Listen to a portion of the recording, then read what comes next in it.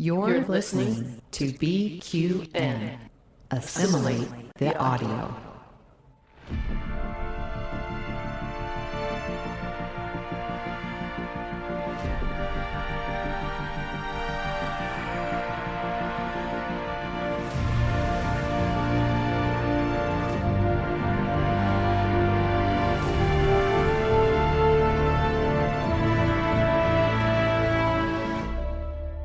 Good morning, I'm Chrissie De Clerck-Szilagyi. And I'm Jason Szilagyis with today's Caffeinated History with the Szilagyis on the BQN Podcast Collective.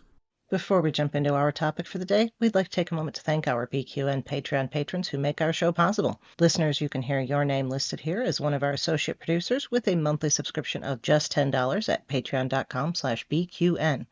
And with a monthly Patreon subscription of just $5, you can join in events like Let's Fly and our Star Trek script table reads. Watch your Patreon messages for information on these and other fun opportunities with your collective.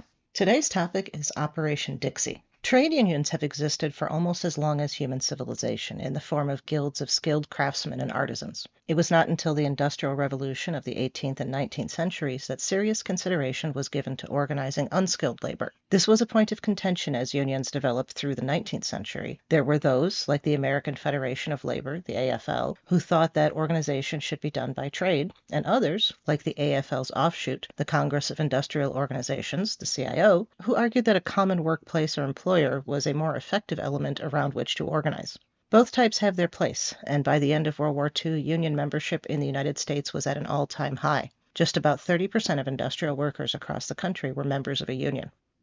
This was due in no small part to the efforts of the Franklin D. Roosevelt administration, which had established the right of workers to organize with the Fair Labor Standards Act in 1938 and created the National Labor Relations Board to act as a mediator between labor and employers.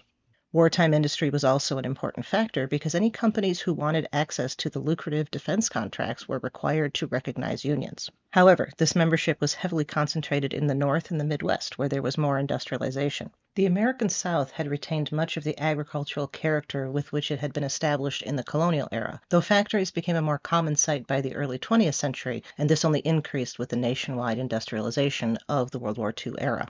Even with the shift of labor, the remnants of the system of chattel slavery that had sustained that agriculture continued long past the institution's abolition in 1865, meaning that workers in the South were much more likely to band together on the basis of race than by class or other commonalities.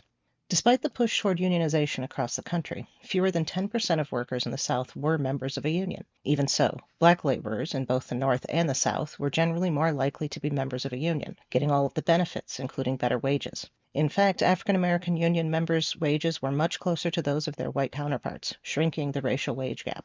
As the country and the world moved away from wartime, the CIO, one of the largest coalitions of unions in the country, decided to make a push to increase union representation in the South. They had an uphill battle at best, as the governments of the southern states were vehemently anti-union and supportive of corporate union busting. Thus was born Operation Dixie, an effort by the CIO to improve worker conditions and wages overall, and to assure that the area did not serve as an anti-union haven for companies who wished to pay their workers as little as possible. Since the CIO was a collection of unions, it was able to work in many places at once. They had representatives in unions of textile workers, canneries and meatpacking, and steel workers, and these efforts also included members of the United Electrical Workers and the United Auto Workers.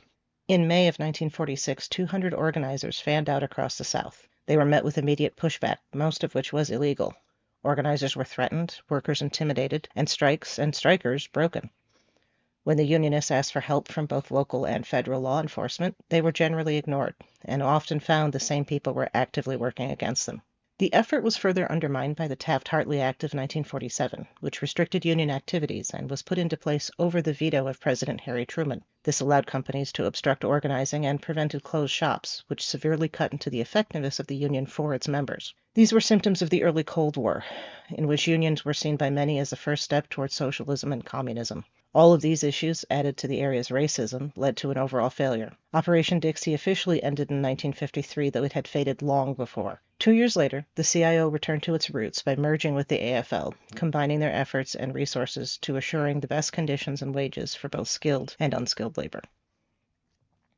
Thanks for listening. We'd also like to thank our History with the Szilagys Patreon patrons, Pati, Susan Capuzzi-De Clerck, Laura Dell, Kris Hill, Betty Larson, and Vince Locke. Their contributions help us to have the time to research and write what you're hearing. You can help us just like they do with a monthly subscription at patreon.com/historywiththeszilagys. Also, thank you to Mark White for the awesome show art and Zach Tripp for their wonderful closing music. Please subscribe in your favorite podcast player and don't forget to rate and review us there as well. And while you're at it, check out the rest of the great shows here on the BQN Collective.